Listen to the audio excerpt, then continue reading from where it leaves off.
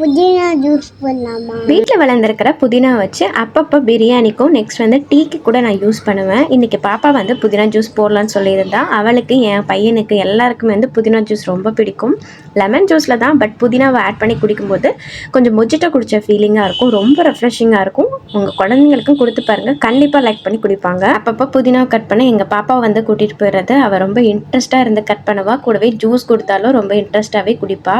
இன்றைக்கி புதினா ஜூஸ் போடுறதுக்கு ஃப்ரெஷ்ஷான புதினாஸ் வந்து எடுத்துக்கிட்டேன். நல்லா வாஷ் பண்ணி எடுத்துக்கோங்க. வீட்டில் வளர புதினாக்கு அந்த ஃப்ளேவரே ரொம்ப சூப்பராக இருக்குங்க. நார்மலாக நம்ம வந்து கடையிலேருந்து வாங்குற புதினாக்கு இந்தளவுக்கு ஃப்ளேவர் வந்து இருக்காது. ஸோ வீட்டில் நீங்கள் வளர்த்து பாருங்கள். நான் அப்பப்போ வந்து புதினா வாங்கும்போது இந்த மாதிரி தான் சின்ன சின்ன காம்புங்களை வந்து நட்டு வைக்கிறதா இவ்வளோ பெருசாக வந்து வளர்ந்துருக்கு. இப்போ கைப்பிடி நிறைய புதினா வந்து வாஷ் பண்ணி எடுத்துக்கிட்டேன். கூட வந்து ஒரு பீஸ் சின்ன இஞ்சி வந்து எடுத்துக்கலாம். நெக்ஸ்ட்டு 2 ஸ்பூன் சுகர் ஆட் பண்ணிக்கோங்க. நீங்கள் சுகர் வேணான்னா நல்லா கிரைண்ட் பண்ணிவிட்டு நீங்கள் ஹனி கூட ஆட் பண்ணிக்கலாம். ஒரு சின்ன பிஞ்ச் வந்து சால்ட்டு ஆட் பண்ணிக்கலாம். நெக்ஸ்ட் வந்து லெமன் வந்து ஸ்குவீஸ் பண்ணிக்கலாம். நம்ம ஒரு லெமன் கூட ஸ்குவீஸ் பண்ணிக்கலாம்.